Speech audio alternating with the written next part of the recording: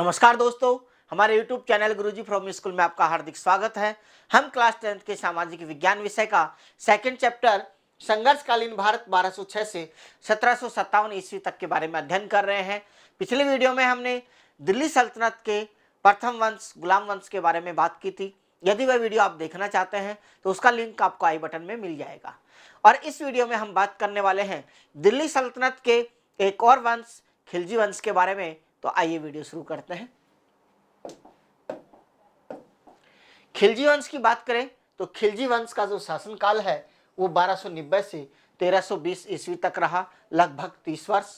और इसका जो प्रथम शासक है वो है जलालुद्दीन फिरोज खिलजी, जिसने 1290 से 1296 ईस्वी तक शासन किया। जलालुद्दीन जो फिरोज खिलजी है, इसने क्यूमर्स की हत्या की और स्वयं क्या बन गया, शासक बन गया। क्यूमर्स कौन है उसकी यदि बात करें तो बलबन जो शासक था, बलबन की मृत्यु के बाद इसका पौत्र शासक बनता है और उसका नाम है कैकुबाद। कैकुबाद बहुत ही विलासी शासक था, सब लोग इससे परेशान हो चुके, इस वजह से इसकी हत्या कर दी और शासक बना दिया इसी के पुत्र किसको, क्यूमर्स को। क्यूमर्स को शासक बना दिया गया और इसका जो संरक्षक बना वो बन गया जलालुद्दीन फिरोज खिलजी। लगभग 3-4 महीने तक तो ये संरक्षक बन के शासन करता रहा, लेकिन कुछ समय बाद ही क्यूमर्स की इसने हत्या कर दी और स्वयं क्या बन गया, शासक बन गया। अब जलालुद्दीन फिरोज खिलजी वर्द है तो इसके जितने भी सैन्य अभियान कौन करता है, इसी का भतीजा और दामाद अलाउद्दीन खिलजी सैन्य अभियान करता है। इसी के जलालुद्दीन फिरोज खिलजी के शासनकाल में ही अलाउद्दीन खिलजी ने अनेक सैन्य अभियान किए, जैसे गुजरात का सैन्य अभियान, मालवा का सैन्य अभियान, और वहां से अकूत धन संपदा, मतलब बहुत अधिक धन संपदा प्राप्त की। प्राप्त करने के बाद में ये क्या है, धन संपदा को दिल्ली सल्तनत में बहुत ही कम नाम मात्र की भिजवाता था और अपने पास में स्टोर करता था। अब ये बात एक दिन जलालुद्दीन फिरोज खिलजी को पता चली तो बोला ठीक है, उससे मैं मिल के आता हूँ, बात भी करके आता हूँ।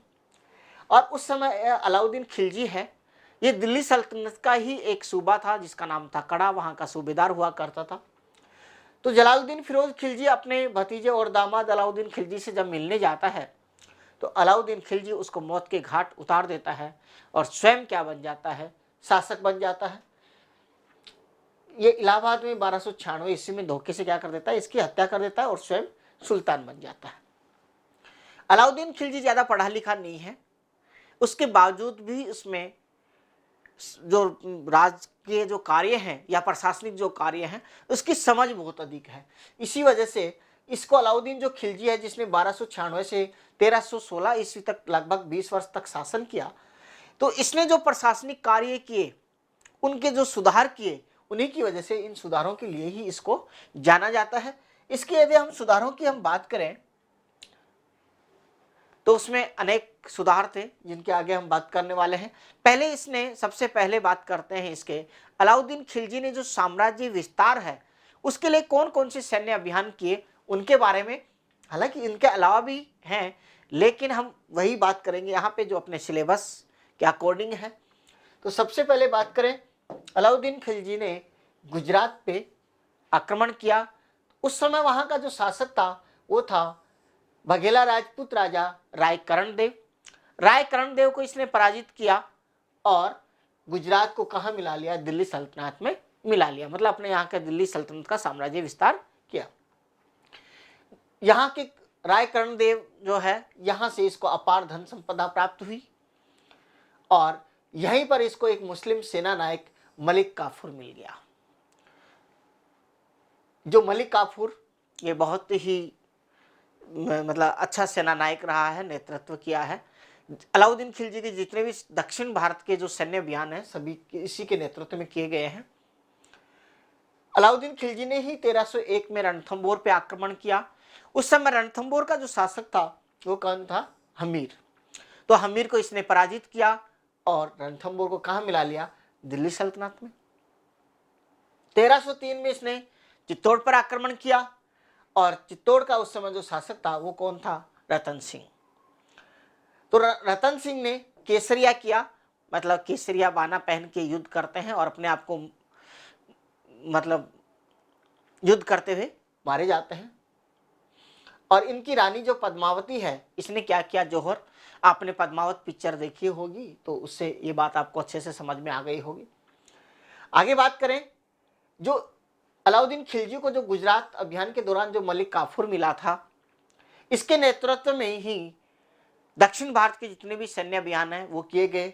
उन्हीं में यदि हम बात करें तो सबसे पहले बात करते हैं देवगिरी, होयसल और पांडे। यहाँ पे मैप में आप देख सकते हैं देवगिरी, होयसल और पांडे, इन राज्यों पर आक्रमण किया।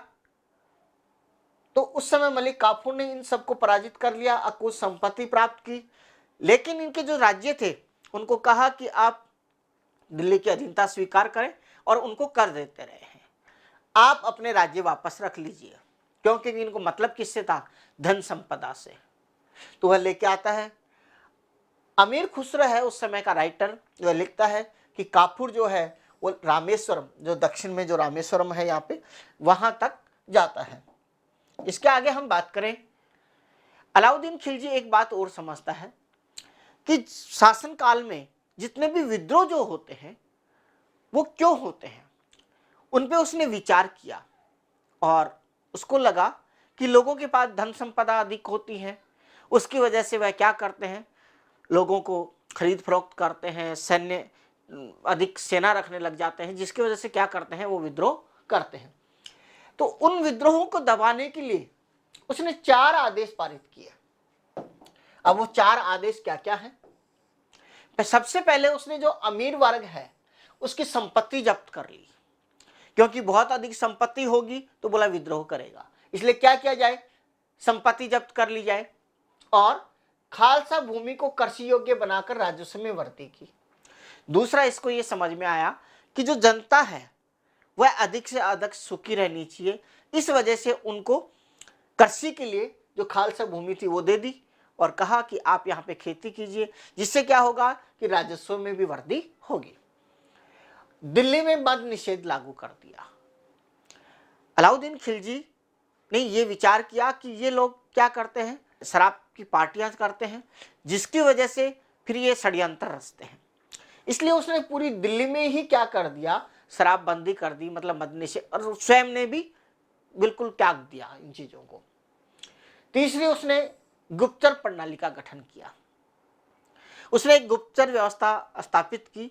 इसकी वजह से जितने भी ये अमीर वर्ग है डरने लग गए, अपने घर में भी किसी प्रकार की राजा के प्रति, मतलब अलाउद्दीन खिलजी के प्रति या विद्रोह की कोई भी बात नहीं करते थे। क्यों? उनको क्या लगता था कि कोई भी गुप्तचर यदि वहां तक सूचना पहुंचा देगा तो अलाउद्दीन खिलजी क्या करेगा? उसको मौत के घाट उतार देगा।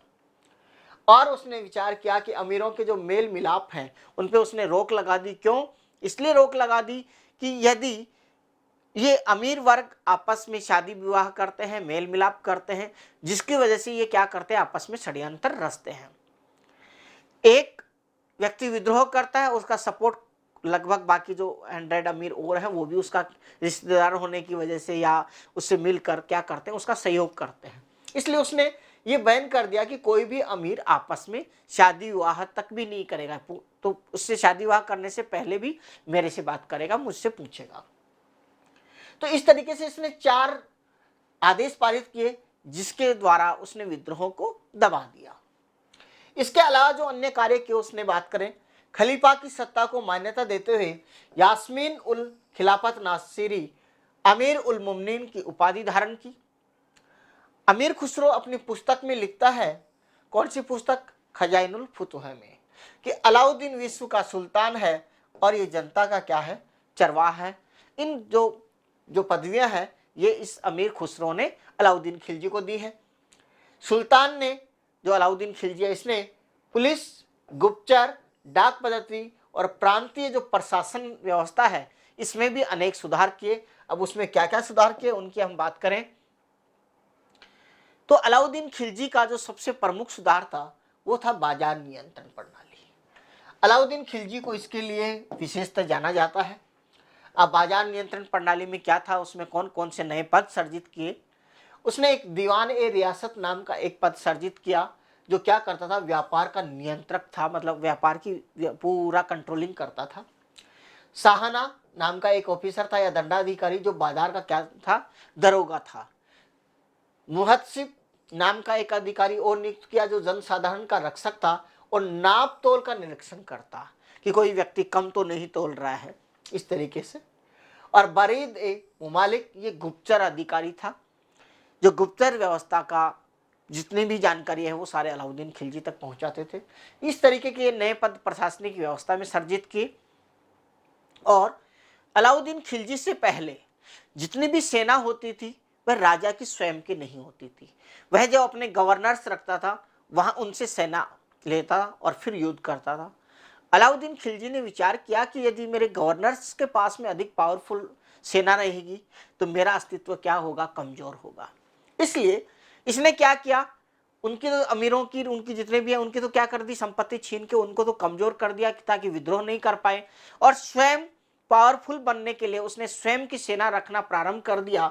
और जो सेना रखता था उस सेना को भी लिए भी उसने आर्थिक सुधार किए, जिसमें एक तो ऐसा था कि जितने भी सैनिक हैं उनको नगद वेतन देना प्रारंभ कर दिया। नगद वेतन देने से क्या होगा कि पहले क्या देते थे, जमीन देते थे, तो उससे क्या होता था कि वह व्यक्ति सेना की तरफ तो मतलब युद्धों में तो ध्यान कम देता था और वहां पे खेती बाड़ी में लगा रहता था।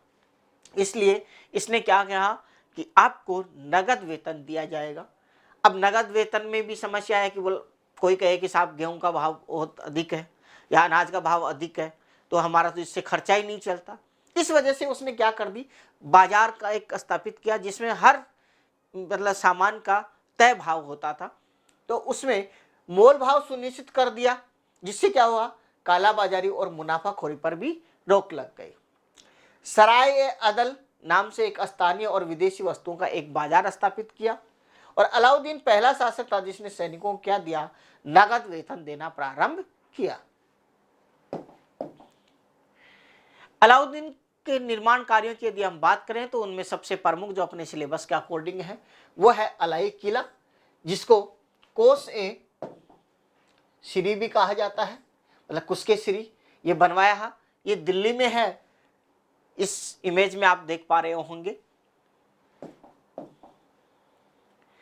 अलाउद्दीन खिलजी की मृत्यु के बाद में जो शासक बना वो बनता है कुतुबुद्दीन मुबारक खिलजी।